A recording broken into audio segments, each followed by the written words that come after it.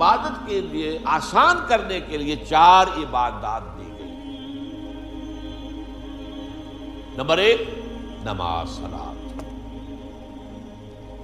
تاکہ تم بھول نہ جاؤ، تازہ کرتے رہا کرو۔ آپ کو معلوم ہے نماز میں ہر رکعت میں سورہ فاتحہ، اور سورہ فاتحہ کی مرکزی آیت کیا ہے؟ 7 آیتیں کل ہے، مرکزی چوتھی آیت کیا ہے؟ ایاک نعبد و ایاک نستعین۔ اے اللہ تیری ہی بندگی کرتے ہیں، پرستش کرتے ہیں اور کرتے رہیں گے، کیونکہ فعل مضارع جو ہے عربی زبان میں حال اور مستقبل دونوں کو کور کرتا ہے۔ تیری ہی بندگی اور پرستش کرتے ہیں اور کرتے رہیں گے، اور تجھ ہی سے مدد مانگتے ہیں اور مانگتے رہیں گے۔ اس قول و قرار کو تازہ کرنا، تازہ کرنا، تازہ کرنا، 5 مرتبہ دن میں جو ہے اس کو دوبارہ تازہ کر لو، مبادہ بھول جاؤ۔ بڑا پیارا شعر ہے حفیظ جالندری کا کہ سرکشی نے کر دیے دھندلے نقوش بندگی، آؤ سجدے میں گریں لوح جبیں تازہ کریں۔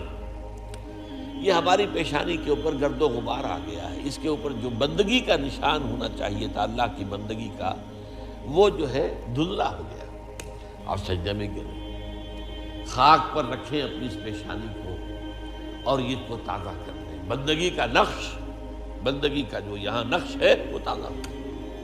سرکشی جو ہے نفس کی سرکشی، سرکشی نے کر دیے دھندلے نقوش بندگی، آؤ سجدے میں گریں لوح جبیں تازہ۔ تو تازہ رکھنے کے لیے کہ یہ عہد آپ بھول نہ جائیں نماز،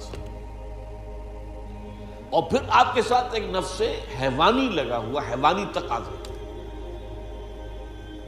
حیوانی تقاضوں میں موسٹ امپورٹنٹ کیا ہے؟ آپ انگریزی میں کہیں گے preservation of the self and preservation of the species. اپنی ذات کو برقرار رکھنے کے لیے خوراک چاہیے، خوراک کے بغیر تو مر جائے گا، اور اپنی نسل کو برقرار رکھنے کے لیے جنسی جذبہ ہے، شہوت ہے، شادی ہے، بیاہ ہے۔ یہ 2 ہیں موسٹ پورٹنٹ محرکات جو ہیں، motives, most important motives, animal instincts, preservation of the self and preservation of the species. لیکن یہ دونوں جذبے اتنے طاقتور ہیں کہ یہ جب اندر سے ابھرتے ہیں تو یہ اندھے بہرے ہوتے ہیں، انہیں اس سے غرض نہیں ہے۔ بھوک لگی ہے، پیٹ میں ڈالو کچھ، اس سے پیٹ کو کوئی بحث نہیں کہ حلال ہے یا حرام۔ آپ کا شہوت کا جذبہ بھڑک اٹھا، وہ تو اپنی تسکین چاہتا ہے، اس سے کوئی غرض نہیں ہے، جائز راستے سے ہو یا ناجائز سے۔ تو یہ جو خود سر گھوڑا ہے، یوں سمجھیے کہ ہمارا یہ جو حیوانی وجود ہے یہ گھوڑے کے مانند ہے، اور ہمارا روحانی وجود جو ہے، جو حقیقی وجود ہے، وہ اس پر سوار ہے۔ اگر گھوڑا منہ ہے اور سوار کمزور ہے تو وہ گھوڑا جو ہے، وہ جو سوار ہے، وہ گھوڑے کے رحم و کرم پر ہے، جہاں چاہے گا لے جا کے پٹک دے گا۔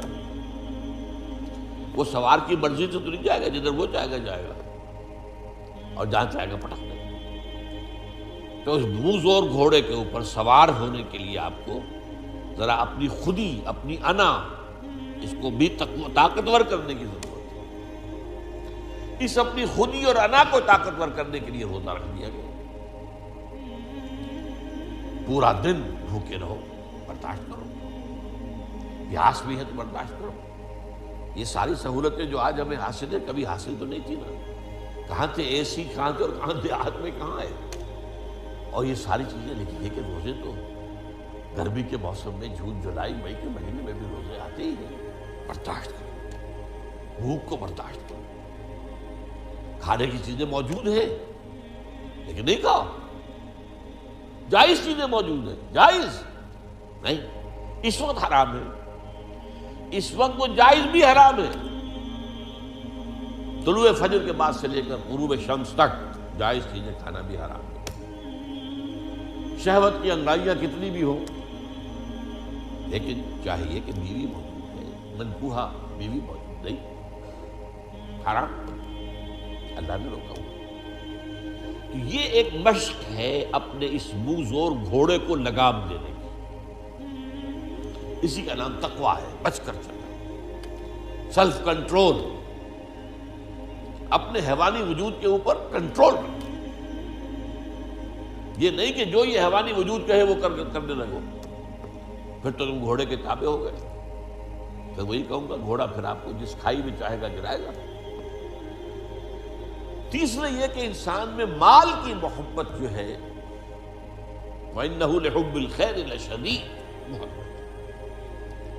دنیا میں زندگی بسر کرنے کے لیے ساز و سامان تو چاہیے نا، ساز و سامان پیسے سے آتا ہے، لہذا یہ بھی گویا کہ ہمارے اینیمل انسٹنکٹس میں سے ہے کہ کچھ مال و دولت، لیکن اس میں بھی انسان اندھا ہو جاتا ہے، جمع کر رہا مال، اس کی محبت ہے، پھر اندھا ہو جاتا ہے۔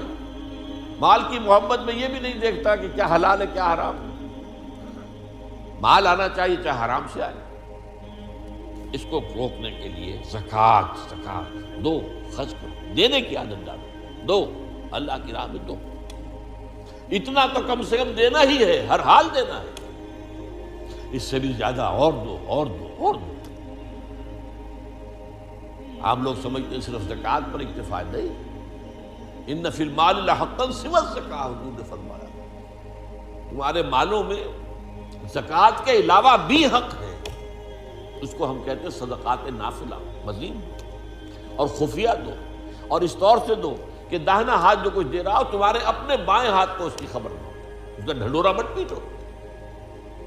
زکوٰۃ جو ہے وہ تو اعلان دی جائے گی، اسلامی حکومت میں ریاست خود دے گی، یا فرض کیجئے اموال باطنہ ہیں آپ خود دیں گے تب بھی اعلان دیں گے، لیکن جو صدقات نافلہ ہیں چھپا کر،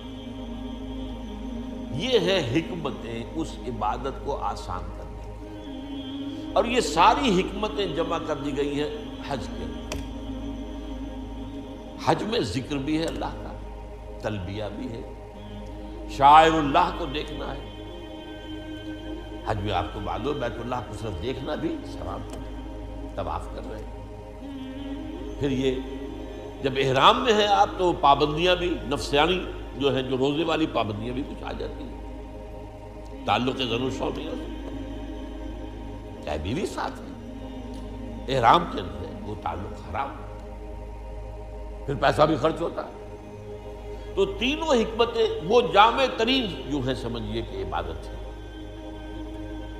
اسی لیے کہا گیا ہے کہ حج مبرور جو ہے وہ شے ہے جو حج اللہ کے قبول ہو جائے، وہ شے ہے کہ جس کے بعد انسان کے سابقہ زندگی کے سارے گناہ معاف ہو جاتے ہیں، اور وہ ایسے ہو جاتا ہے جیسے آج ہی اس کی ماں نے اسے جنا ہے، جیسے وہ آیا ہے بچہ معصوم ماں کے پیٹ سے، ایسے ہی وہ معصوم ہے، لیکن وہ حج مبرور، حلال کی کمائی سے حج کیا گیا، حرام سے نہیں۔ اور وہاں حج میں وہ ساری پابندیاں جو ہے بڑی عمدگی کے ساتھ، اعلیٰ اسلوب کے ساتھ نباہی گئی، ولا رفث ولا فسوق ولا جدال فی الحج۔ اب یہ ہے اصل میں جو دو لفظوں کا فرق میں نے واضح کرنے کے لیے اتنی لمبی بات کی ہے، عبادت اور عبادات۔ لفظی طور پر تو عبادت کی جمع عبادات، نماز بھی عبادت، روزہ بھی عبادت، حج بھی عبادت، زکوٰۃ بھی عبادت، یہ سب عبادات۔ اصل عبادت کیا ہے؟ ہمہ تنگ، ہمہ وقت، ہمہ جہد اللہ کی اطاعت، اس کی انتہائی محبت کے جذبے سے سرشار۔ تو عمارت یہ ہے، بنی الاسلام علی خمس، اس عمارت کی بنیاد ان 5 چیزوں پر ہے۔ یہ 5 چیزیں جو ہیں یہ در حقیقت کوئی عمارت نہیں ہے، جو میں نے شروع میں بات آپ سے عرض کی تھی کہ اس حدیث کے اندر جو کانٹے کا لفظ ہے، جو اہم ترین ہے، بنیا، عمارت جو ہے وہ بنیاد کے اوپر اٹھائی گئی، عمارت اور ہے بنیاد اور ہے۔ ان کو ایک سمجھ لینا خلط مبحث ہے، یہی ہماری غلط فہمیوں کا، مغالطوں کا، گمراہیوں کا سبب بن گیا۔ ہم نے سمجھ لیا بس دین نام ان چیزوں کا، دین تو نام ہے بھائی اللہ کی پوری، ہمہ تن ہمہ وقت ہمہ ذہن، زندگی غلامی اس